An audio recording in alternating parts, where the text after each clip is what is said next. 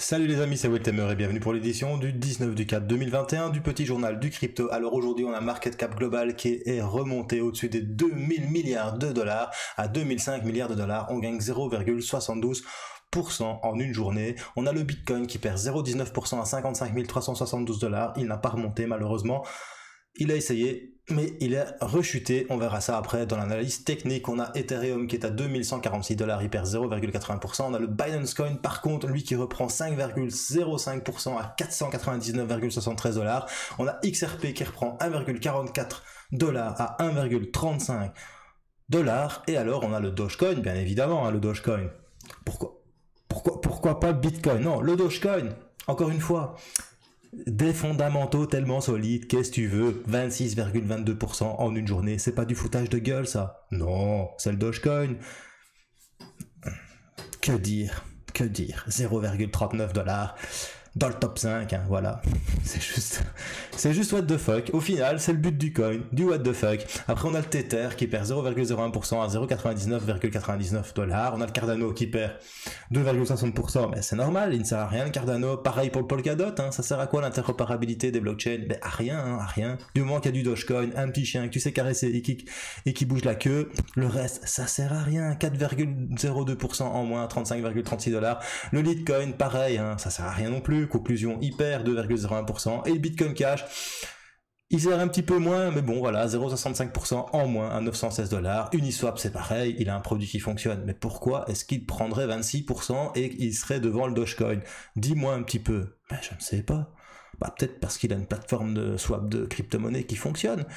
Ouais, mais bon, c'est pas un chien, c'est une licorne, c'est pas pareil. Dans le cœur des gens, ça n'a pas la même valeur. Que veux-tu? Les licornes, c'est juste pour les petites filles. Allez, après ça, on va regarder le top gagneur du jour. Sur 24 heures, nous avons le Dogecoin, hein, 27,45%. Yeah! Ah, quand même.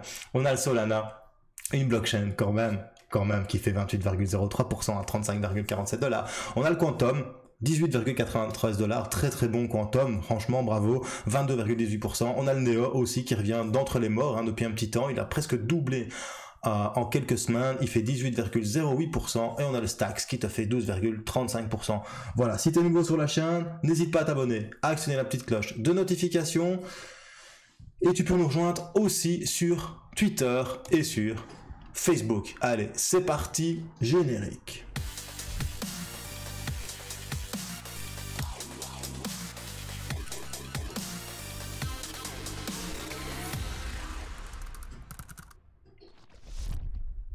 Allez, on commence par des petites news. On apprend que eToro permet le trading d'Uniswap et de Chainlink pour 20 millions d'utilisateurs. eToro, c'est une plateforme de trading social qui te permet de trader des actifs crypto ou des actions traditionnelles. Maintenant, qu'est-ce qu'ils foutent? Quand est-ce qu'ils vont nous mettre du Dogecoin? On veut du Dogecoin. C'est la crypto du siècle. Il va dépasser le Bitcoin dans très peu de temps. Allez, eToro, mets du Dogecoin à la place de mettre ton taureau. Après ça, on apprend que la Chine annonce que le Bitcoin est un investissement. Et ça, c'est l'adjoint à la Banque populaire de Chine qui le déclare. Et c'est assez important ce qui vient de se passer ici.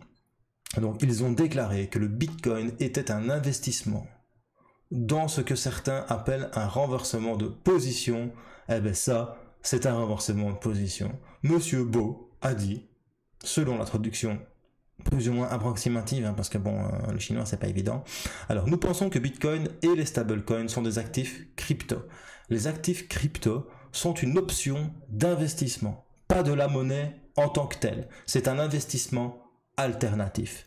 Nous pensons donc que les cryptoactifs devraient jouer un rôle majeur à l'avenir en tant qu'outil d'investissement ou d'investissement alternatif. Donc un outil d'investissement, donc quelque chose qui va te servir pour investir, ou carrément un investissement alternatif, ça veut dire quelque chose dans lequel tu vas investir de l'argent.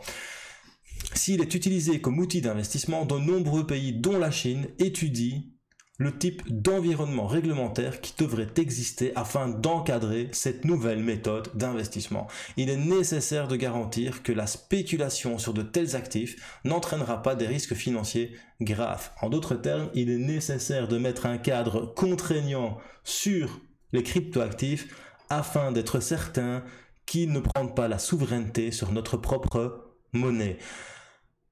Conclusion, c'est du lourd, car il ne faut pas oublier que la Chine a interdit aux entreprises d'accepter le paiement en Bitcoin depuis 2014.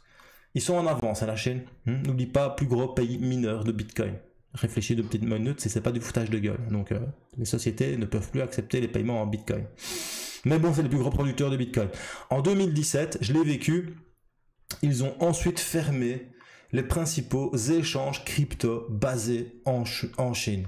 Et ça a fait chuter le cours du Bitcoin de manière phénoménale. Conclusion, ici, on ne dit pas qu'ils vont réouvrir les échanges crypto. Par contre, on dit qu'ils pensent que ça pourrait être des investissements alternatifs ou un outil d'investissement alternatif. Du coup, ils changent totalement de dogme, on va dire. Ils changent de dogme parce que jusqu'à présent, ils n'auraient jamais dit ça du Bitcoin. Ça veut dire aussi qu'ils réfléchissent à la manière d'intégrer les crypto-monnaies peut-être à nouveau pour l'achat sur des plateformes pour les citoyens chinois. Pour le moment, il n'y a aucune loi qui criminalise les crypto-monnaies. Il faut savoir que en Chine, tu peux toujours acheter des cryptos de gré à gré. En fait, ce qu'ils ont interdit, c'est les échanges de crypto-monnaies. Par contre, donc les échanges, c'est pas l'échange du verbe échanger entre toi et moi, c'est les échanges comme Binance. Ça a été interdit en Chine. Par contre, les crypto-monnaies, à la base, c'est pour faire du peer-to-peer. Donc un transfert de valeur de personne à personne. Et ça, en Chine, c'est toujours autorisé.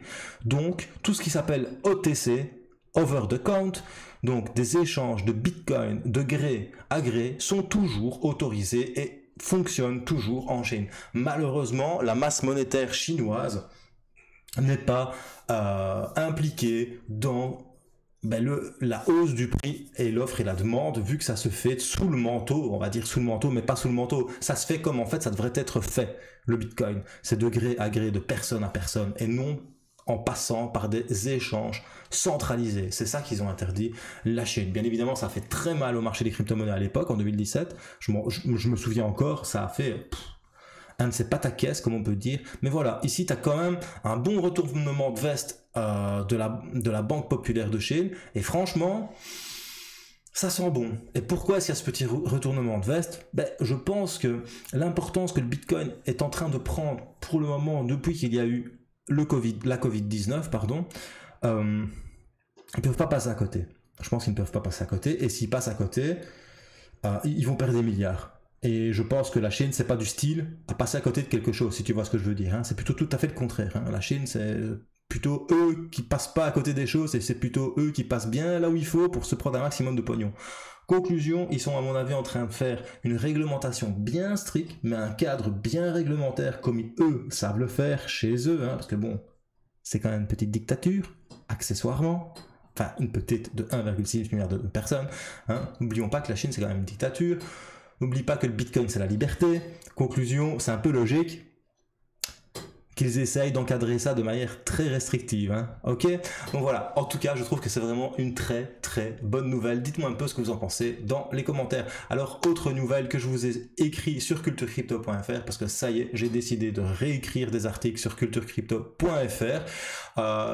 Eh bien, l'échange japonais d'Ecurrent relance le trading de XRP, et ça, c'est une grande nouvelle. On apprend ça d'après un post de XRP Hall, que l'échange d'Ecurrent, c'est un exchange les plus populaires au Japon. Tu connais pas, c'est normal, quand tu fais d'Ecurrent, tu vas aller voir, tout écrit en japonais, ce n'est que pour les japonais, tu ne sais pas y accéder de toute façon, toi en tant qu'Européen, tu ne sais pas t'y inscrire, même si tu comprenais le japonais, ce n'est que pour les résidents japonais. Maintenant, c'est la deuxième plateforme la plus populaire au Japon, et que XRP soit de retour au Japon, ça sonne vraiment très bon. Alors je suis quand même allé sur la plateforme, j'ai galéré mais j'ai trouvé. On voit que la paire XRP JPY et XRP BTC sont effectivement bien de retour sur le site de trading d'Ecurrent au Japon. Alors je posais la question, est-ce que c'est #relist XRP qui a été le moteur de cet ajout? Je pense vraiment que dernièrement, au mois de mars, comment dire, la XRP Army avec son hashtag #ReleasedXRP est vraiment remonté dans les tendances et je pense que ça peut avoir joué sur un relist du XRP au Japon. Maintenant, la XRP Army n'a pas encore gagné la guerre contre la SEC, mais en tout cas, ils ont bien gagné une première bataille et ça fait plaisir à tous les détenteurs d'XRP. Pour terminer, on apprend que le Time Magazine, écoute bien ce que je vais te dire, le Time Magazine, c'est pas n'importe quoi, c'est un petit peu comme le Washington Post, c'est un petit peu comme le New York Tribune, enfin tu vois, c'est un petit peu comme les grands magazines du monde, quoi, comme le National Geographic ou Science. Donc le Times Magazine accepte désormais la crypto pour payer les abonnements, et ça, c'est juste au top. Alors c'est grâce à un nouveau partenariat entre Time Magazine et Crypto.com que c'est possible. En plus, si tu optes pour faire un achat annuel de l'abonnement, tu auras un accès illimité aux archives du Times. Donc ça t'en fait de la lecture, mon gars, je t'explique même pas. Et alors aussi, tu vas pouvoir également profiter d'événements spécifiques réservés aux abonnés, mais bon, faut habiter New York pour tout ça.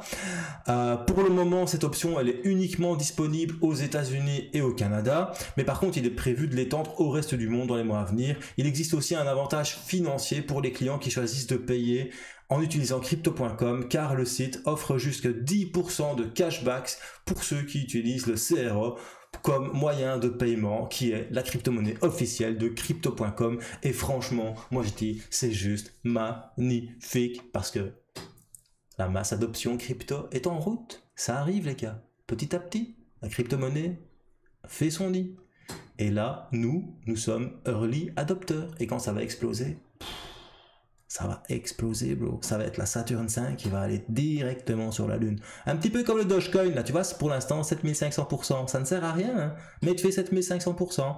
Maintenant, voilà, c'est pas que ça sert à rien. Tu sais faire des paiements, mais bon, ça fait 2 ans qu'il n'y a pas de développement sur cette crypto-monnaie. Tous ceux qui rentrent dedans, c'est parce qu'ils ont vu Elon Musk, Dogecoin, tu vois. C'est un petit peu des teubés, tu vois, mais voilà. Et ce qui, enfin, je dis pas que c'est teubé, parce qu'il y a certainement des crypto-lovers qui ont investi dedans, mais je veux dire, c'est une crypto qui est juste là pour faire du what the fuck, et elle est 5e au top market cap. Je me suis déjà épanché là-dessus. Sincèrement, quand tu vois ça, tu te fais putain. Franchement, on n'est pas en train de se foutre de notre gueule. Mais les whales derrière, ils sont en train de s'amuser, hein, parce qu'il y a plein de gens qui rentrent dedans. Et quand les whales, ils vont dump le prix, eux, ils vont se faire du pognon. Hein. Et tous les gens qui sont rentrés dedans derrière, bam, ils vont se faire défoncer. Et là, ils vont faire la queue entre les gens. Mais qu'est-ce qui se passe? J'ai plus d'argent. Ben, on te l'avait dit, mon gars. Voilà. Alors, si t'es dedans, vends. Si t'as fait du pognon, vends. Et limite, juste ton investissement, mais vends et prends-toi de l'argent. Moi, je suis pas conseiller financier, mais c'est le seul conseil que je te donne. Ça pue le pump and dump. Ça sent la mort. Ça sent le pump and dump. Mais si ça tombe dans 6 mois, Dogecoin, il sera crypto numéro 1. Et là, mon gars, je te promets que le jour où ça arrive, que c'est Dogecoin crypto numéro 1, j'arrête, machin. Je le dis, j'arrête machin. Parce que franchement, je trouve ça... Voilà.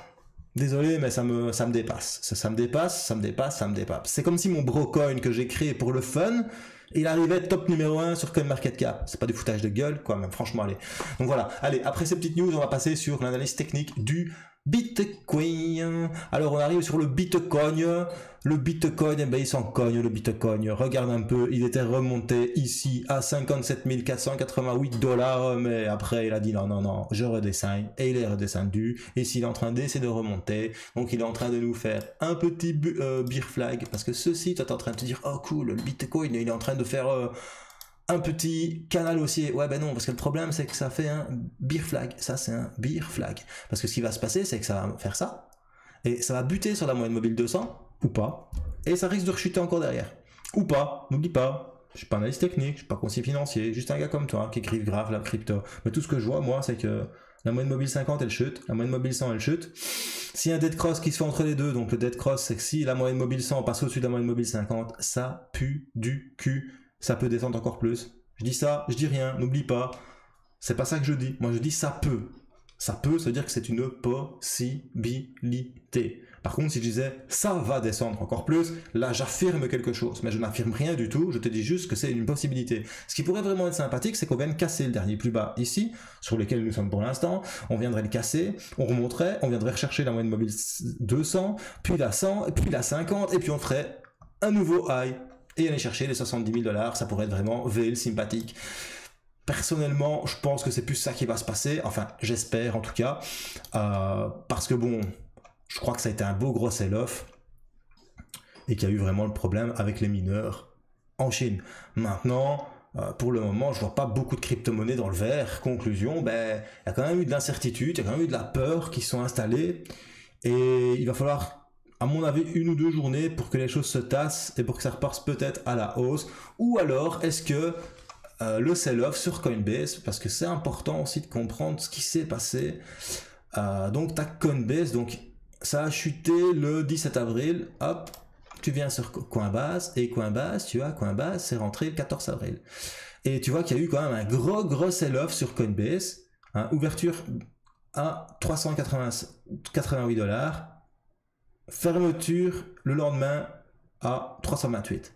Ça fait mal. Et j'ai l'impression quand même que le Bitcoin, il suit un petit peu cette tendance, tu vois. Regarde, ça chute, ça fait un bear frag. Tu vas sur le Bitcoin. J'ai dit, tu vas sur le Bitcoin, ça chute à partir du 14, parce que si tu regardes un peu, le 14 on était là, voilà, ça chute et ça fait un bear flag. Du coup, est-ce qu'il y a une corrélation entre le prix de Coinbase et le Bitcoin? Je n'irai peut-être pas jusque là. Par contre, c'est quand même bizarre hein, que depuis le 14, tu vois, le 14, ben ça chute. Et qu'est-ce qui s'est passé le 14? Tu vas sur la bourse, donc ça c'est toutes les actions que je suis à la bourse. Ben, le 14 c'est Coinbase, tu vois, 14 avril en dessous, hein, tu le vois. 14 avril, il y a Coinbase qui a été lancé. Conclusion, ben, ça fait un petit peu l'effet contrat à terme en 2017. Je l'ai peut-être déjà dit hier, mais moi je trouve qu'il y a quand même une petite corrélation. Est-ce qu'on a été chercher un top sur le 65 000 $ du Bitcoin et que maintenant on va rentrer dans un bear market? Je ne dis pas ça, mais bon, soyons quand même prudents et observons un petit peu ce qui se passe sur Coinbase Global Inc. et le Bitcoin pour voir s'il y a une corrélation entre les deux. Voilà, c'était Wiltemer pour le petit journal du crypto un peu plus long que d'habitude. Si t'as bien aimé, un petit pouce bleu. Si t'as pas aimé, un petit pouce rouge. N'oublie pas, mets des commentaires. Je réponds à tout. Demain, je suis en congé. Je répondrai à ceux de dimanche et ceux d'aujourd'hui. Et surtout, bro, n'oublie pas, choose life, choose freedom et choose Bitcoin. Peace, my bro.